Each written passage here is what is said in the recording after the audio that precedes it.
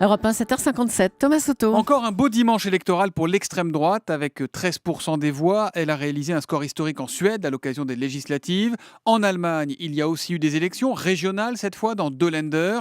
Résultat, là encore, un score à 2 chiffres pour la droite la plus radicale. Bonjour Danny Cohn-Bendit. Bonjour Thomas. Il y a quelques années, on disait que c'était un vote de rejet. Est-ce que les votes d'extrême droite sont en train de devenir des votes d'adhésion en Europe ? Alors, oui et non. C'est-à-dire que oui, c'est vrai que, par exemple, ceux qui votent pour les démocrates suédois ou pour l'alternative pour l'Allemagne en Allemagne, eh bien, ils votent pour une société fermée. C'est-à-dire que face au désordre planétaire, eh bien, ils veulent se replier dans leur coquille. Ils veulent un cozy home et rejeter tous ceux qui viennent les déranger de l'extérieur. Donc, c'est une adhésion au repli, c'est moi d'abord, nous d'abord, et non pas une ouverture vers le monde. Et on a l'impression, Dany, d'une confusion entre droite très dure et eurosceptique, que les deux vont de plus en plus souvent ensemble. Plus que l'immigré, aujourd'hui, l'ennemi, c'est Bruxelles. Enfin, c'est les deux, mais Bruxelles, c'est un peu comme autrefois Moscou, c'est-à-dire c'est le pouvoir obscur, les eurocrates, les banques, le capital, etc.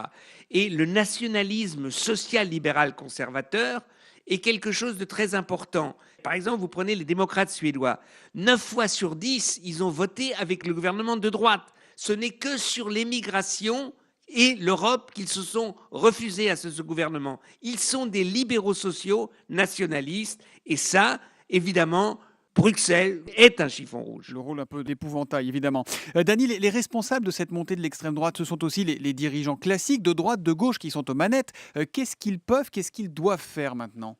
Eh bien, je crois que ce qu'ils ne font pas, c'est d'expliquer la complexité du monde. Évidemment, c'est facile parce que la victoire de l'extrême droite, c'est du yaka. Il n'y a qu'à faire ceci, sortir de l'Europe ou rejeter les émigrés et tout ira bien. C'est justement dans un monde d'une telle complexité, eh bien, il y a une partie de la société qui, comme je l'ai dit tout à l'heure, se recroqueville. Donc, ne pas expliquer la situation, ne pas expliquer les problèmes, ça veut dire qu'à la fin, les électeurs, eh bien, ils vont autre part. C'est tout le problème.